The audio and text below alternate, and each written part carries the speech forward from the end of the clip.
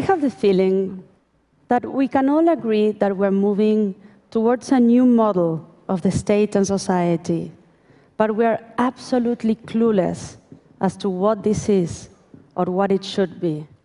It seems like we need to have a conversation about democracy in our day and age. Let's think about it this way. We are 21st century citizens doing our very, very best to interact with 19th century design institutions that are based on an information technology of the 15th century. Let's have a look at some of the characteristics of this system. First of all, it's designed for an information technology that's over 500 years old. And the best possible system that could be designed for it is one where the few make daily decisions in name of the many, and the many get to vote once every couple of years. On the second place, the costs of participating in this system are incredibly high. You either have to have a fair bit of money and influence, or you have to devote your entire life to politics. You have to become a party member and slowly start working up the ranks until maybe one day you'll get to sit at a table where the decision is being made. And last but not least, the language of the system, it's incredibly cryptic. It's done for lawyers, by lawyers, and no one else can understand. So it's a system where we can choose authorities, but we are completely left out on how those authorities reach their decisions. So in a day where a new information technology allows us to participate globally in any conversation, our barriers of information are completely lowered, and we can, more than ever before, express our desires and our concerns. Our political system remains the same for the past 200 years and expects us to be contented with being simply passive recipients of a monologue. So it's really not surprising, isn't it, that this kind of system is only able to produce two kinds of results: silence or noise. Silence in terms of citizens not engaging, just simply not wanting to participate. There's this commonplace that I truly, truly dislike, and it's this idea that we citizens are naturally apathetic, that we shun commitment. But can you really blame us for not jumping at the opportunity of going to the middle of the city in the middle of a working day to attend physically a public hearing that has no impact whatsoever? Conflict is bound to happen between a system that no longer represents, nor has any dialogue capacity, and citizens that are increasingly used at representing themselves. And then we find noise. Chile, Argentina, Brazil, Mexico, Italy, France, Spain, the United States, they're all democracies. Their citizens have access to the ballot boxes, but they still feel the need. They need to take on the streets in order to be heard. To me, it seems like the 18th century slogan that was the basis for the formation of our modern democracies, no taxation without representation, can now be updated to no representation without a conversation. We want our seat at the table, and rightly so. But in order to be part of this conversation, we need to know what we want to do next. Because political action is being able to move from agitation to construction. My generation has been incredibly good at using new networks and technologies to organize protests. Protests that were able to successfully impose agendas, roll back extremely pernicious legislation, and even overthrow authoritarian governments. And we should be immensely proud of this.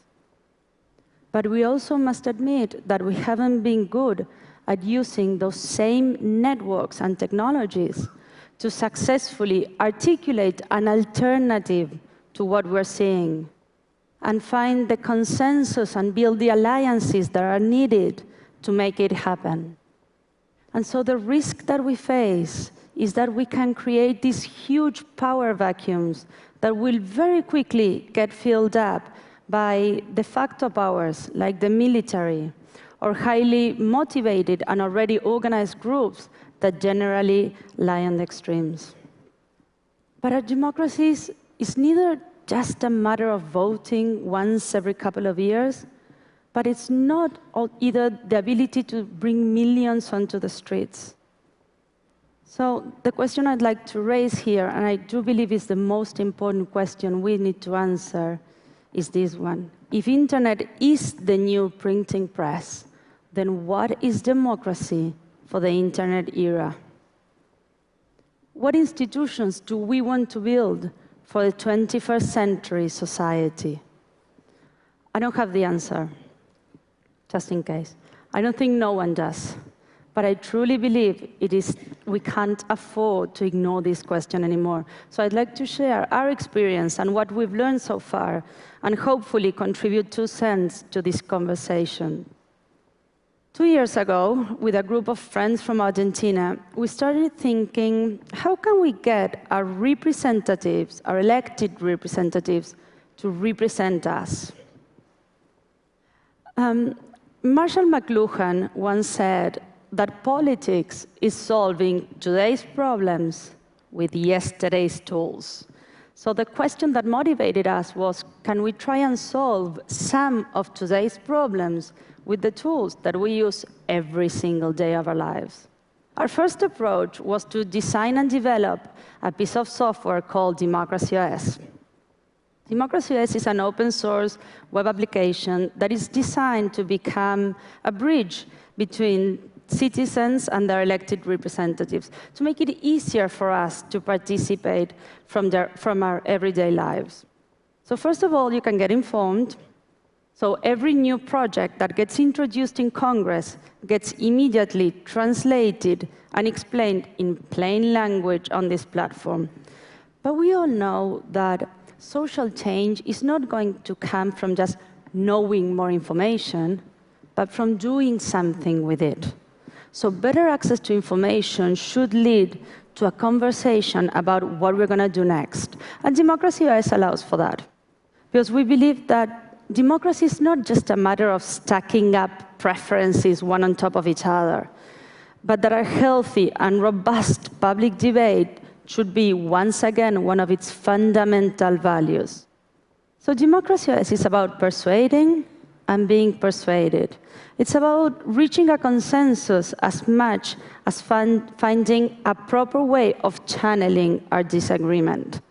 And finally, you can vote how you would like your elected representative to vote.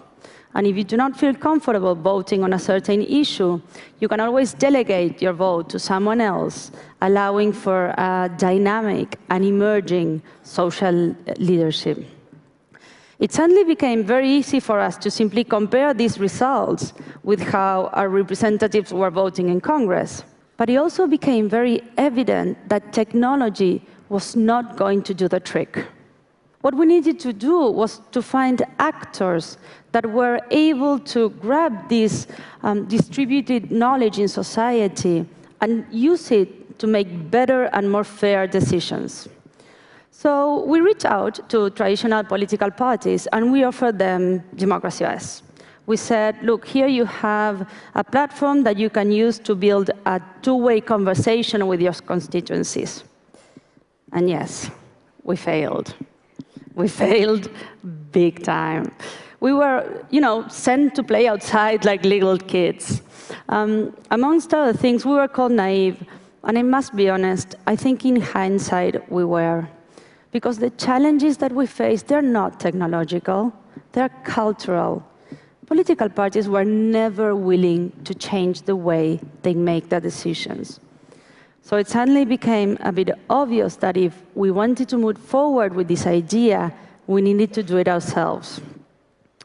And so we took quite a leap of faith, And in August last year, we funded our own political party, El Partido de la Red, or the Net Party, in the city of Buenos Aires. And taking an even bigger leap of faith, we ran for elections on October last year with this idea. If we want a seat in Congress, our candidates, our representatives, were always going to vote according to what citizens decided on democracy is. Every single project that got introduced in Congress, we were going to vote according to what citizens decided on an online platform. It was our way of hacking the political system. We understood that if we wanted to become part of the conversation, to have a seat at the table, we needed to become valid stakeholders. And the only way of doing it is to play by the system rules. But we were hacking it in the sense that we were radically changing the way a political party makes its decisions. For the first time, we were making our decisions together with those who we were affecting directly by those decisions. It was a very, very bold move for a 2-month-old party in the city of Buenos Aires. But it got attention. We got 22,000 votes, that's 1.2% of the votes, and we came in second for the local options. So even if that wasn't enough to win a seat in Congress, it was enough for us to become part of the conversation, to the extent that next month, where Congress as an institution is launching for the first time in Argentina's history a democracy to discuss with the citizens 3 pieces of legislation, 2 on urban transportation and 1 on the use of public space. Of course, our elected representatives are not saying, yes, we're going to vote according to what citizens decide, but they're willing to try. They're willing to open up a new space for citizen engagement, and hopefully they're willing to listen as well. Our political system can be transformed, and not by subverting it, by destroying it, but by rewiring it with the tools that internet affords us now. But our real challenge is to find, to design, to create, to empower those connectors that are able to innovate, to transform noise and silence into signal, and finally bring our democracies to the 21st century. I'm not saying it's easy, but in our experience, we actually stand a chance of making it work. And in my heart, it's most definitely worth trying. Thank you. Thank you.